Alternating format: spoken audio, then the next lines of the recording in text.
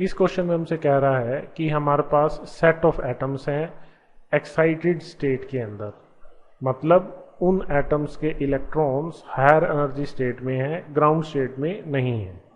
Clear? या कुछ के ग्राउंड स्टेट में है, कुछ के एक्साइटेड स्टेट में है।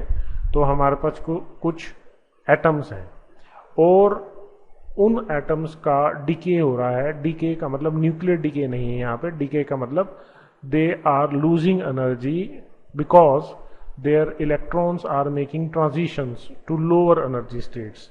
तो हमसे यहाँ पे कह रहा है कि जो इलेक्ट्रॉन्स लोअर एनर्जी स्टेट में आएंगे तो वो किस तरह से आएंगे। तो इन ऑप्शंस में हमसे पूछ रहा है, यहाँ गिवन है कि किस तरह से आएंगे।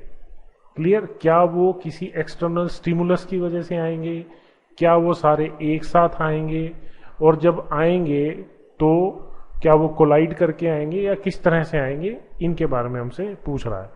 तो सबसे पहले हमें ये भी समझना है कि जो एटम्स हैं वो डी एक्साइट होंगे। क्यों होंगे? क्योंकि वो लोअर एनर्जी स्टेट में जाने की कोशिश करेंगे। It is a natural tendency. आप किसी बॉल को ऊपर से रिलीज करेंगे तो नीचे आती है। वाई? इट लूजेस एनर्जी अपने आप को स्टेबल स्टेट में लाने के लिए। तो सेम वही चीज एटम्स करेंगे। क्लियर? दूसरी बात, कोई भी दो एटम्स किसी एक सैंपल में आइडेंटिकल नहीं हो सकते। अब आइडेंटिकल नहीं हो सकते का मतलब क्या है कि उनकी जो स्टेट्स हैं, स्टेट कैसी? Electronic state, electronic state. Electronic state से मतलब है कि हो सकता है कि उनके इलेक्ट्रॉन्स सेम एनर्जी लेवल पे ना हो, किसी के ग्राउंड स्टेट में हो, किसी के फर्स्ट एक्साइटेड में हो, कुछ के सेकंड एक्साइटेड स्टेट में हो और फर्स्ट में हो।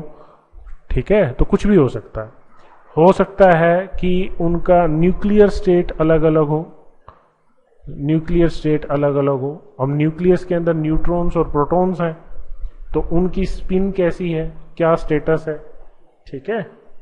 और हेसिंबर्ग्स अनसर्टेनिटी प्रिंसिपल से भी हम ये बात समझ सकते हैं कि that there is a uncertainty about the various quantities like energy, like momentum etcetera. Clear? तो इसका मतलब कोई भी दो एटम्स एक जैसे नहीं है। तो जब कोई दो एटम्स एक जैसे नहीं है तो वो दोनों एटम्स या एक सेट ऑफ एटम्स एक साथ एक ही तरह से डी एक्साइट नहीं होंगे।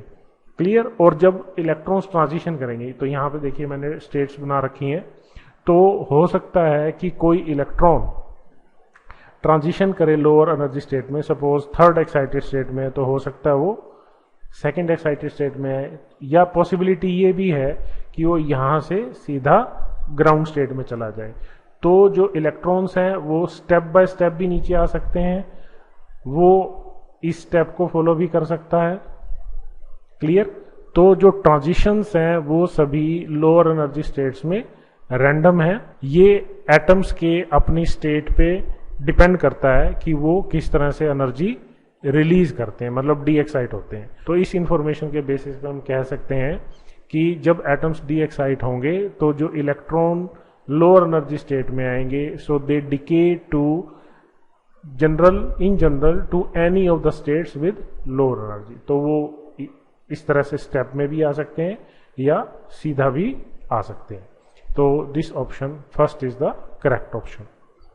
क्लियर? सेकंड ऑप्शन गलत है। ये कह रहा है कि एक्सटर्नल इलेक्ट्रिक फील्ड जो कि स्टिमुलस की तरह एक्ट करेगा उससे डी एक्साइट होंगे। ऐसा नहीं होता। बोर थ्योरी में हमने पढ़ा है that they decay by itself to get a stable state.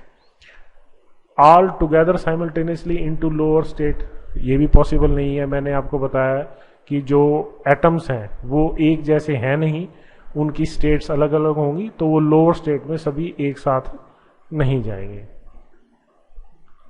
और ये ऑप्शन भी सही नहीं है। ये कह रहा है कि they emit photons while decaying only when they collide, so it is not necessary. Without collision they can do that.